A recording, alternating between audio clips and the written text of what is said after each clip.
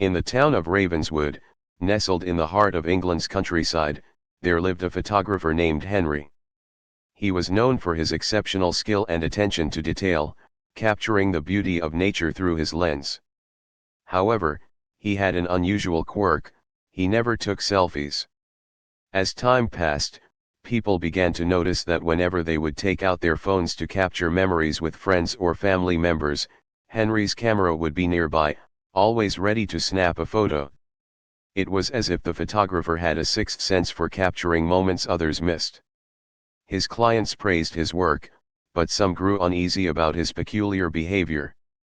One stormy evening, Emily, a local artist, sought out Henry's services to capture her latest exhibition.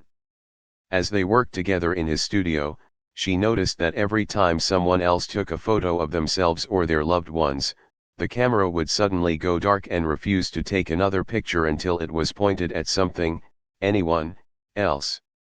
Emily felt an unsettling chill run down her spine as Henry's eyes seemed to gleam with an otherworldly intensity. As the night wore on, Emily realized that she had become trapped in a macabre game of cat and mouse with Henry and his camera. The photographer's obsession was not just about capturing moments, it was about capturing souls. And once he had them framed behind the lens, there would be no escape from the darkness within his photographs. As the storm raged on outside, Emily screamed silently as she realized that she was now a part of Henry's twisted world, forever trapped in his frame. The last thing anyone saw was her camera, still and silent, its shutter frozen in time, waiting for the next victim to fall into Henry's grasp. The town of Ravenswood was never the same after Mr. Jenkins took up residence in its old Victorian mansion on Elm Street. He arrived with his camera and a peculiar air about him. People whispered that he had an obsession with capturing the world's beauty through his lens. At first, it seemed like nothing out of the ordinary. Children would play outside while their parents shopped at the local market, couples strolled hand in hand down Elm Street as Mr. Jenkins snapped photos of them for his portfolio. But one thing was noticeable: he never took selfies with himself in any of those photographs.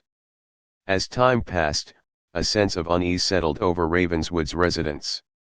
They began to wonder if there was something wrong with the way Mr. Jenkins saw himself and others. Some claimed they had seen him lingering around town at night, cameras slung low, as he captured images that seemed almost malevolent. One stormy evening, a group of teenagers decided to investigate the strange occurrences surrounding Mr. Jenkins' mansion. They crept up to his door, hesitated for a moment before knocking softly. The sound echoed through the halls. It was followed by an unsettling silence. Suddenly, the lights flickered and died, plunging them into darkness. In that instant, they heard the unmistakable click of a camera shutter, but there was no one inside to take the picture. The small town of Ravenswood was never the same after the arrival of photographer James. He set up his camera equipment in an old abandoned house on the outskirts of town and began to capture its beauty through lens. The townsfolk were drawn to him, fascinated by his artistry and dedication to his craft. As time passed, however, people started to notice that James never took selfies with himself. It was as if he had a morbid aversion to capturing his own image.